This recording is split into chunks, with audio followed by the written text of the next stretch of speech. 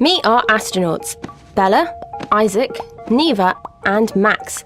They're about to go on a 6-month journey to Mars. In their training, they learnt 3 very useful laws for their mission. Newton's 3 laws of motion. They describe how things move, and they allow us to predict the motion of an object over time. On their way to the rocket, they are very excited.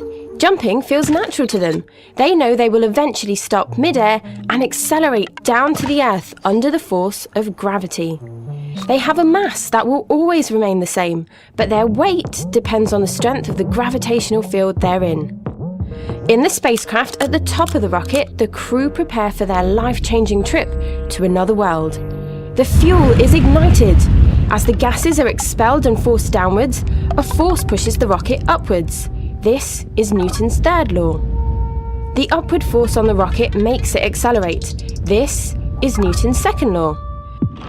If the force was twice as strong, the acceleration would be twice as great. If the rocket was twice the mass, it would need twice the force to produce the same acceleration. The 4 astronauts experience their first strange symptom. They feel heavier. As the rocket detaches, the spacecraft enters space. It is now moving at a constant velocity because there is no overall force acting on it now the thrusters are turned off. This is Newton's 1st law. The astronauts now feel weightless. They are constantly falling whilst in orbit around the Earth. After a long journey, Mars's gravity pulls them in and they accelerate. They move from Newton's 1st law to the 2nd law.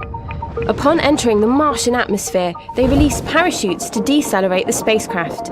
Small thrusters are ignited. The gas is expelled downwards, producing an upwards force on the spacecraft via the 3rd law. The spacecraft decelerates and they finally land on the surface. As the team climb out into the cold, harsh desert of Mars, they feel 60% lighter here compared to the Earth. They jump for joy, reaching higher than before, their movements forever determined by Newton's laws.